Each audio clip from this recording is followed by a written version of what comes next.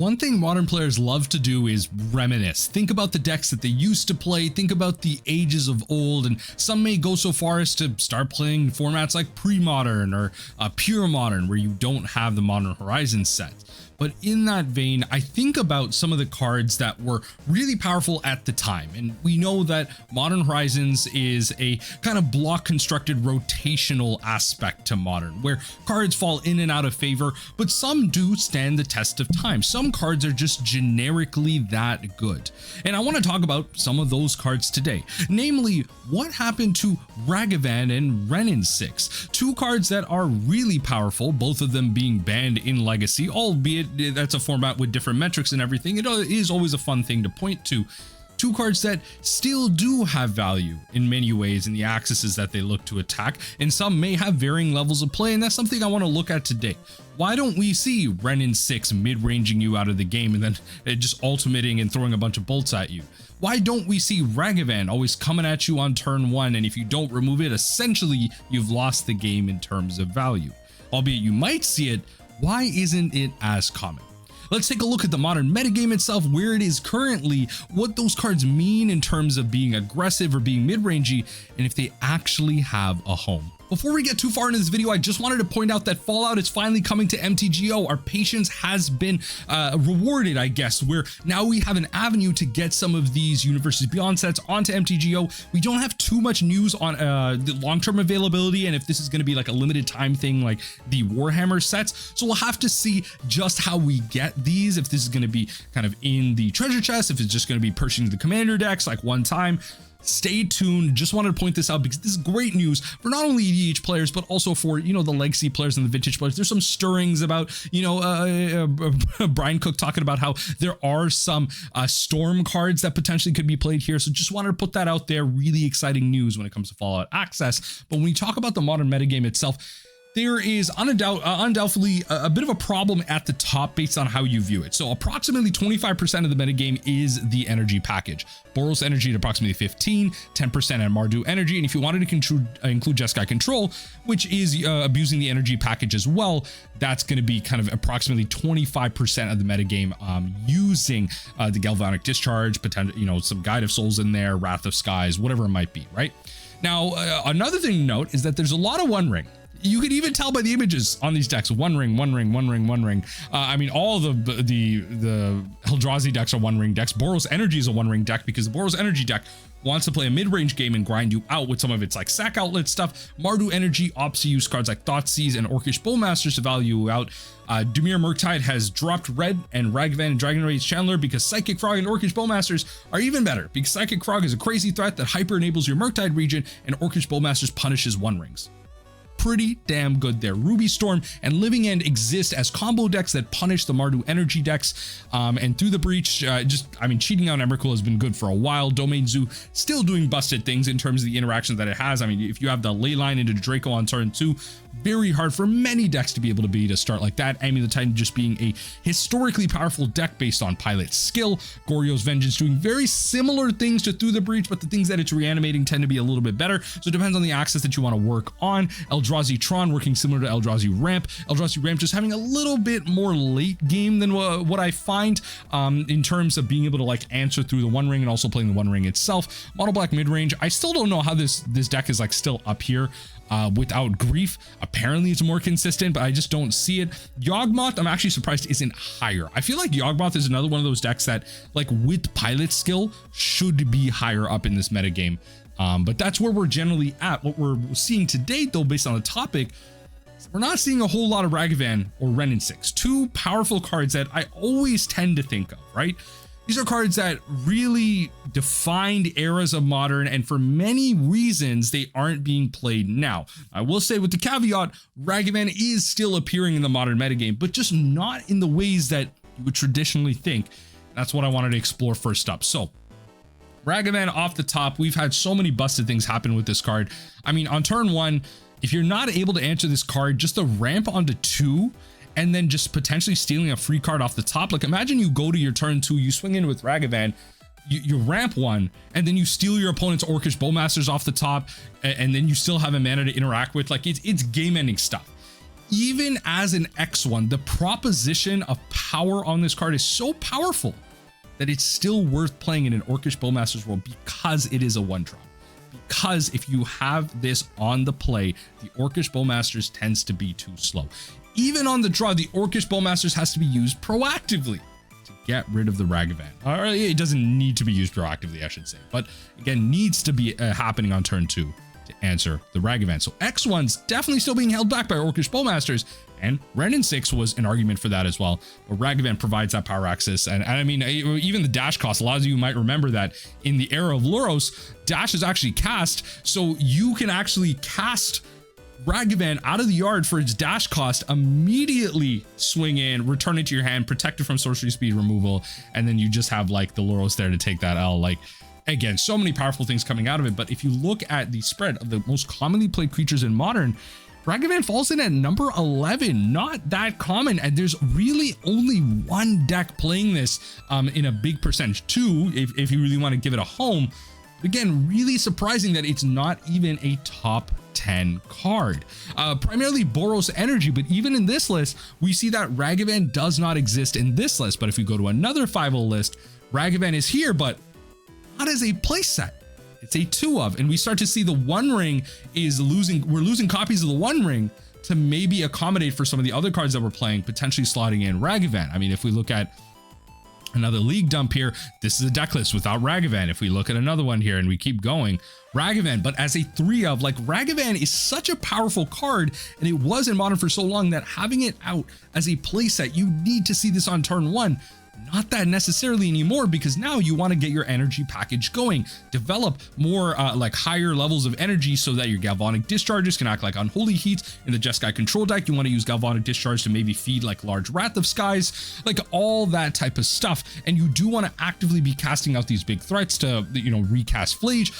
In this deck, primarily, like, you don't have good ways to fill up your yard, so you do want to be playing out very active threats that are not only giving you that tertiary resource of the energy, but cards that your opponent needs to answer, forcing removal and being able to replay Flage. Ragavan does that as well, but also it doesn't gain you that kind of tertiary resource of that kind of what Ocelot Pride is giving you in terms of sack fodder for your Ajani's, or the God of Souls giving you energy package. Like, there's a lot of things that Ragavan actually isn't doing, working with the axis that this is on. Of course, a Ragavan on 1 on the play allows you to play Flage on 3, but that doesn't mean you're reanimating Flage on 4, right? So that's the thing to keep in mind. Again, these are decks that generally struggle to reanimate Flage more than once in a game. You really have to go through a lot of resources to do that. But I see like some One Rings in the sideboard here. Again, to make room for Ragavan. Very big choice. Now, Renin 6 is the next card that I want to talk about. A Planeswalker that, again, probably needs no introduction here, but just being able to return lands for free, you know, get your fetches back, always have perfect mana. One of the first cards that was the argument against X1's, Fury was kind of the exemplification of that, but I would argue the banning of Fury was a big hit to a card like this, and we'll speak about that in a second. And again, the ultimate on the Planeswalker, the -7 was just game winning. Being able to recur your removal, your lightning bolts, your game winning spells, really powerful in Renin 6 decks. A lot of times you would even see like extra turn spells being reused with something like this, and you know, the retrace working with the +1, just chef's kiss of a design. The fact that this was 2 mana Planeswalker, banned in Legacy, one of the most powerful Planeswalkers ever printed, still doesn't beat Oko though. If we look at the most commonly played spells in Modern, and this is through MTG Goldfish, I don't believe they have a filter for Planeswalkers specifically. So this is just spells in general. Renin 6 is not here. Top 50 spells played in Modern, most commonly played in Modern. Renin 6 is not there. What is going on with Renin 6 in the metagame? I mean, if we take a look at the search, right? So, you know, kind of recent last 2 weeks, where's Renin 6 being played? We see 4-color Omnath, Jund Saga, a little bit of creativity. Like, these are the decks being played, and it's a bit of a variety. It's not like when you did this for Ragavan. We can do this right now, actually. This right now. So if we look at Ragavan, Nimble Pilferer, like Boros energy, we should see Domain Zoo. Yep, a little bit of Domain Zoo, but that's really just based on like the representation of Zoo itself. So it's just not really represented. Renin 6 is just not out there in the decks that it's being played in.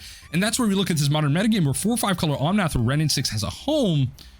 only 0.6, almost 0.5% of the metagame. Hollow One has a bigger representation. I think this is probably because like the Aspiring Spike and Doomwake, like they've been really kind of working on it. So it's crazy to me that in this world in 2024 that I can say that Dead Shadow and Hollow One are being played more than 4/5 color Omnath, and Renin 6 has a high, like Renin 6 doesn't have a representation of the top 50 spells played in Modern. And so the discussion becomes like, do these decks have a home?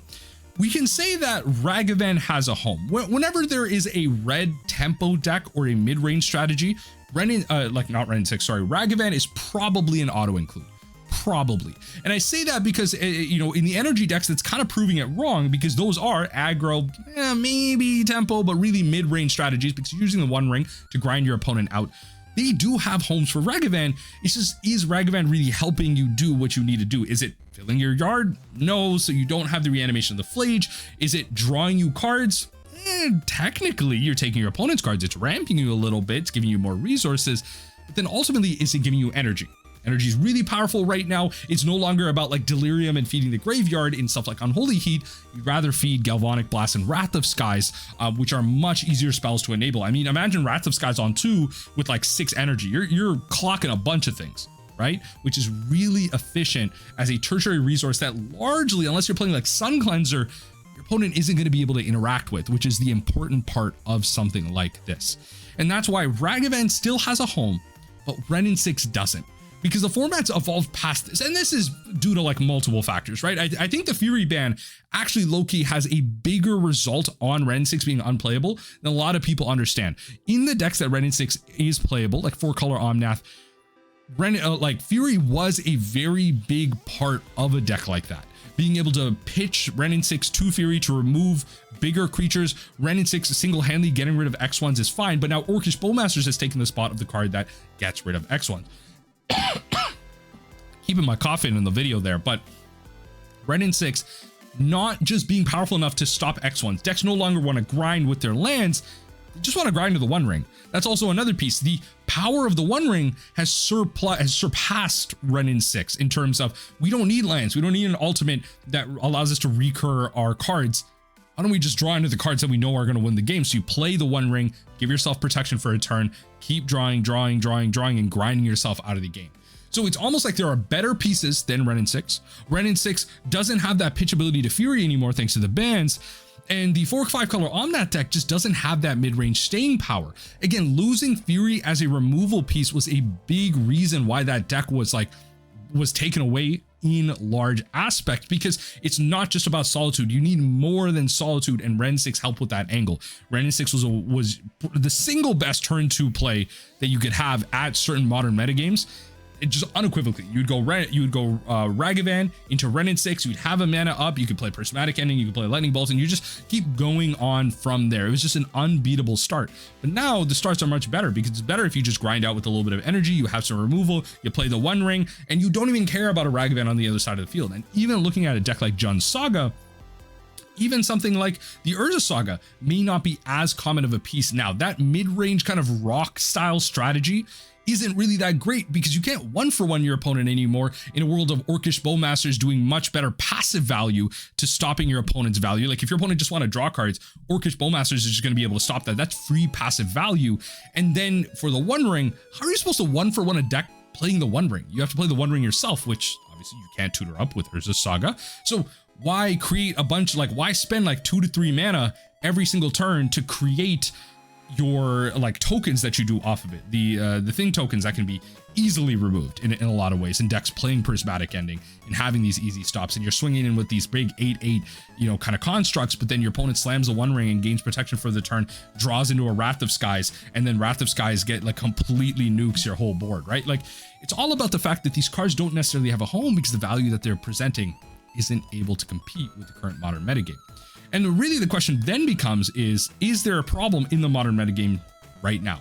And I'm hesitant to say yes. I really am, because is it really a bad thing that an aggro deck is at the top of the metagame, and that the aggro deck is answered by the combo decks? And the combo decks in many ways can be answered by the control decks or the big mana strategies in the middle. Eldrazi is everywhere as well, right? Like it's not just Tron. it's Eldrazi. There actually is a good variety of options to play at the top of the metagame. In a lot of ways, you don't necessarily see the energy decks constantly winning, constantly placing up at top. There are other decks that do place up at top. Like, look at the top 8s of challenges. Yes, they are full of energy decks. I cannot deny that. Energy is all over the metagame.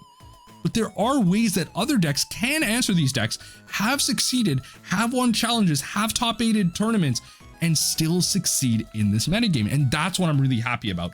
Yes, Modern Horizons 3 had a big shift in the modern metagame, but it does feel like Modern Horizons 2 is still everywhere. Modern Horizons 1 still has like limited effect as well. But I mean, if you take a look at a card like Ragavan straight out of Modern Horizons 2, probably, definitely the most expensive card out of that set, but still banned in Legacy in terms of power. Renin 6 banned in Legacy in terms of power. Not really that played, but definitely an expensive card out of Modern Horizons 1. Look at this article from Riley. Top 10 most expensive MTG cards from Modern Horizons 1, Prismatic Vista, Sword. So this is an EDH card. I'm again surprised that this deck isn't like higher up in the metagame right now. Creature combo decks and a deck like Yawgmoth really rewarded some good pilot skill. Flusterstorm, just one of the better sideboard cards in Modern right now in general, honestly. And I would say the recent 1-mana card with Replicate is probably giving this card a run for its money, because a lot of times people would use this card to answer Storm decks, but Storm again is a trigger which you can counter with that blue card that I'm mentioning that I'm forgetting the name of. So Morphon, commander card, Force of Negation. I mean, look, it's the closest thing to Force of Will that we will probably ever get in Modern. So definitely played. Force of Vigor, not seeing a lot of play right now, just because we don't really need it, I would say. It does see kind of niche play in sideboards, but like, it's not that 3 to 4 of that we've seen sometimes in some Modern metagames. I mean, we know what's going on with this one, okay? We know what's going on with this one. Renin 6, most expensive card out of Modern Horizons 1. Come on. Still has a place. People are still looking out for it. Very important to keep your eyes on this. This is a card that will come back one day, but just really surprising that it's not here now. And if we take a look at the top 10 most expensive cards from Modern Horizons 2, Murktide Regent, come on, it's there. Archon of Cruelty, one of the best reanimation targets in Magic right now. Grief ban, because F this card. Cabal Coffers single-handedly defines an archetype by itself. Just powerful EDH card as well. Esper Sentinel, a lot of white mid-range strategies will play this, but also a dumb EDH card that I made a video about recently about like creating a lot of passive value for free. Urza Saga, one of the most powerful lands ever printed, still has play, and still has value. Like, it still has a lot of great targets in Modern. It just needs a home, just kind of one of those cards. Fury banned, and for good reason. Solitude, really good card as well. Free removal tends to be pretty good. Endurance, one of the most poorly designed cards ever in Magic the Gathering. No bias, by the way, as a Modern mill player, but again, this really didn't need to target yourself. This should have, like, this poorly designed. Can't be Fatal Push on baseline, can't be Lightning Bolted, can't be Galvanic Discharge on baseline, has Flash for some reason. Why does this card have Reach, and why does it target yourself? I mean, I kind of get it as a green card, but poorly designed Magic card. And then Ragavan at the top, just again, still has ways that you can play it. It's just surprising that it's not constantly a playset, and it's like a 2 of, a 3 of, and sometimes not even played at all. And that's kind of the surprising thing. And like, it's really interesting to see, and this is the announcement here, where the Modern metagame has ultimately landed. I'm kind of surprised that these cards don't have homes. Renin 6 maybe less so, but Ragavan, I'm surprised, isn't really that home. Like, if we click in a Mardu Energy here, like, again, like, it just doesn't have the slots. Like, if we go through it here, like, no Ragavans in sight. Again, they just don't have the slots for it. You're playing Orcish Bowmasters, you're playing the One Ring, you're playing Thoughtseize. This deck is playing 3 copies of Ragavan, somehow 2 Thoughtseize is notably. Obnix is a goated card in this deck, by the way. Really, really great synergies here. But again, like, it's like you have to lose certain other cards to just play Ragavan, and is the value of that even important? Like, we're fighting for slots just to fit in Ragavan. Like, Ragavan's not even that good anymore.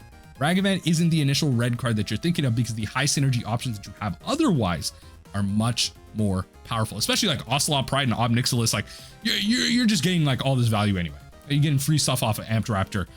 Modern metagame has shifted. It's not necessarily moved past these cards. These cards are still powerful. They still have staying power, and a lot of people are still paying attention to them. They just don't have a home right now.